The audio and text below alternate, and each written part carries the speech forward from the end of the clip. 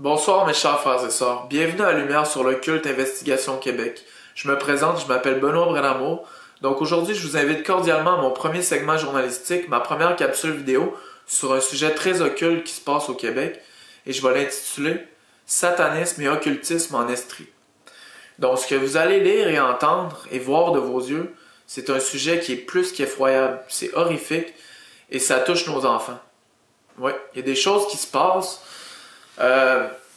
derrière le voile que la population québécoise croit pas que ça existe ou ne s'y intéresse pas ou pense que c'est justement pas vrai ou que ça se peut pas. Alors moi, mon travail, c'est d'aller creuser, c'est d'aller dig les informations là-dedans. Et ici, dans Lumière sur le culte, il n'y a pas de conspiration, il n'y a pas de complot. C'est que des faits. On élabore les faits, puis après l'auditeur se fait une pensée, une opinion pour lui-même. Je vais vous lire l'article. C'est une mystérieuse secte satanique en Estrie. Ça a été écrit par Marie-Claude Lortie, journaliste de la presse en 1995. Et ça a été enquêté par l'escouade des crimes majeurs de la Sûreté du Québec.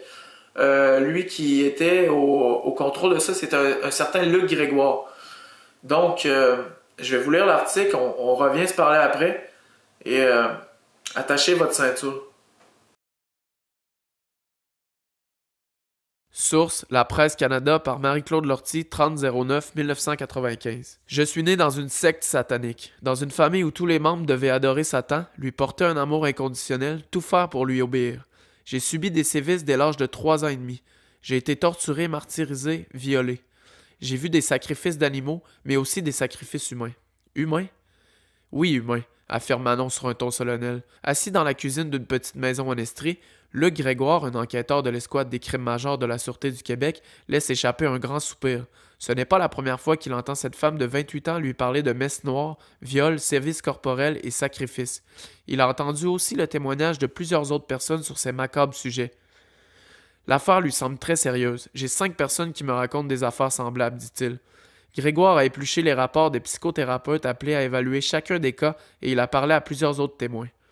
Si Manon raconte aujourd'hui ce qui lui est arrivé, au risque de compliquer la tâche des policiers, c'est qu'elle espère que tous ceux qui savent des choses et qui pourraient témoigner oseront briser la loi du silence, permettant à la secte de poursuivre ses activités.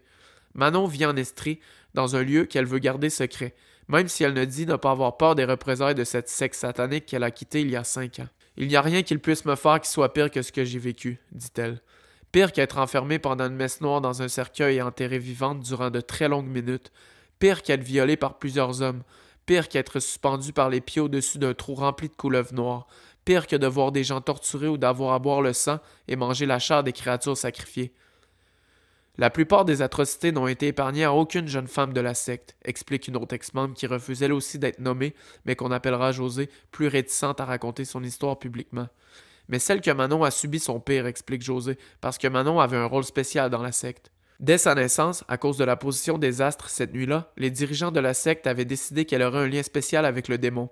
D'après Manon, cette secte satanique existe depuis des décennies au Québec. Sa mère était impliquée bien avant que Manon ne naisse, ayant elle-même été entraînée par sa propre mère. C'est un culte, explique-t-elle, qui se transmet par le sang. Et c'est avec leur sang aussi que les adeptes doivent signer le pacte obligatoire avant l'entrée à toute messe noire, pacte par lequel ils s'engagent à ne jamais rien dire de ce qu'ils ont vu ou entendu durant les cérémonies. À chaque pleine lune, explique Manon, des dizaines de personnes s'entassent dans des sous-sols à la campagne et assistent à des rituels dirigés par des prêtres sataniques vêtus de capes de satin noir, la tête couverte par de grands capuchons. Selon elle, les adeptes sont nombreux. Les messes habituelles au Québec réunissaient généralement une centaine de personnes, dit-elle. Souvent, les messes avaient lieu ailleurs que dans sa région. Son clan se déplaçait beaucoup pour les cérémonies et elle se rappelle d'une célébration de 500 personnes au Québec. Mais la jeune femme se souvient aussi de messes célébrées aux États-Unis où les Québécois jouaient un rôle crucial. À la plus importante, dit-elle, il devait bien y avoir 1500 personnes. Manon ne peut pas dire si toutes les personnes participant aux messes noires américaines étaient tous des adeptes convaincus de Lucifer. Je suis sûr que beaucoup de gens devaient être là simplement par voyeurisme, pour le sensationnalisme et pour profiter des orgies sexuelles qui avaient lieu après les messes noires, affirme la jeune femme. Selon Manon, quand on connaît l'emprise psychologique exercée par ce genre de secte, il n'est pas difficile de comprendre que personne n'en ait jamais parlé publiquement. Si on disait qu'on allait en parler, dit-elle, on nous répondait que personne n'allait nous croire de toute façon, que c'était impossible à prouver. Et c'est sans parler de la terreur des menaces, du sentiment de culpabilité, de la honte. Quand ils ont décidé de s'en sortir, Manon et José ont eu de la difficulté à convaincre les autorités religieuses et policières de leur région de les prendre au sérieux. On trouvait leur histoire trop farfelue et personne ne voulait croire que leurs parents puissent être coupables de choses pareilles.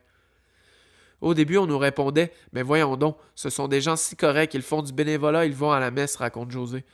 D'après elle, tous les adeptes mènent parfaitement une double vie. Plusieurs le réussissent en habitant à la campagne, très loin des voisins. Et puis rappelez-vous, il y a 20 ans, dit Manon, même si les voisins avaient soupçonné quelque chose, par exemple, qu'on était violenté, ils n'auraient rien dit. Il y a 20 ans, dans les campagnes, on ne dénonçait pas ce genre de violence. Les deux jeunes femmes racontent aussi qu'elles mangeaient très peu. La secte a plus de pouvoir sur les enfants qui ont faim, qu'elles ne pouvaient pas amener ni amis ni amoureux à la maison. Toutes les deux affirment avoir été forcées de se prostituer, sort qui était réservé à toutes les jeunes filles membres de la secte.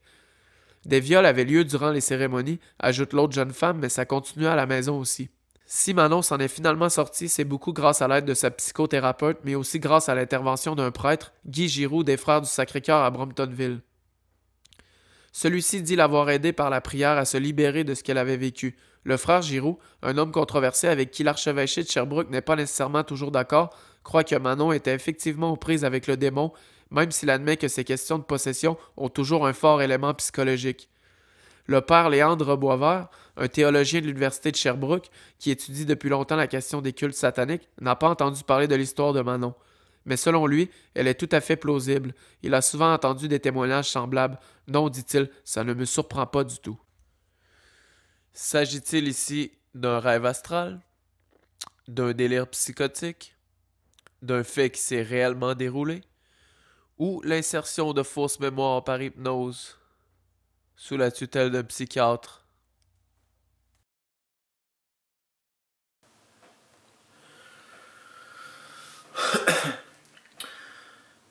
J'aimerais prendre une minute de silence pour boire une grande gorgée d'eau de source remplie de chlorophylle, surtout pour booster mon système immunitaire en ces temps de crise de coronavirus.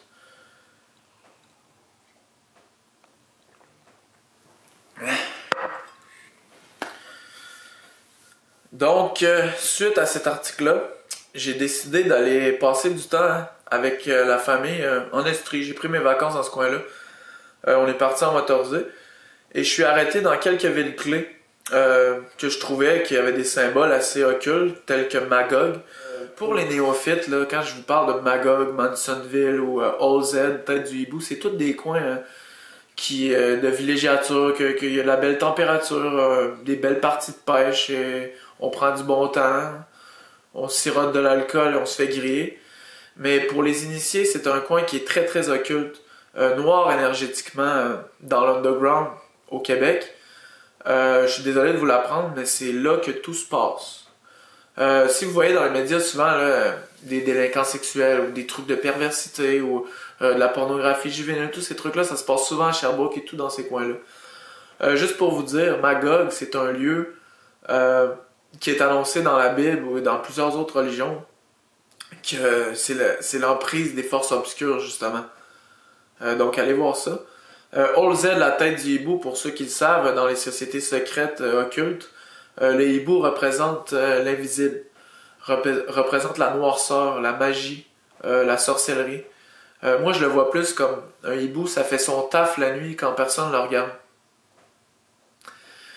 Donc, c'est tous des petits symboles que, en tant qu'initié, quand tu vas dans des places comme ça, tu t'en rends compte facilement. Donc, j'ai décidé d'aller dans les spots névralgiques pour prendre des photos. Donc, vous allez comprendre plus tard, je vais tout vous documenter ça. Le canton de Potton,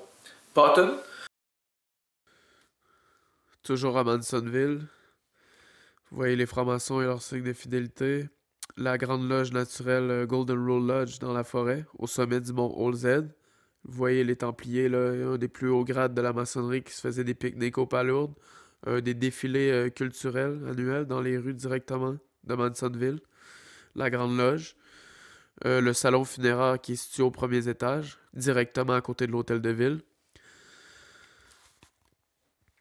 Vous avez même des affiliations avec des bikers, des Templiers, l'Ordre de l'Étoile d'Orient.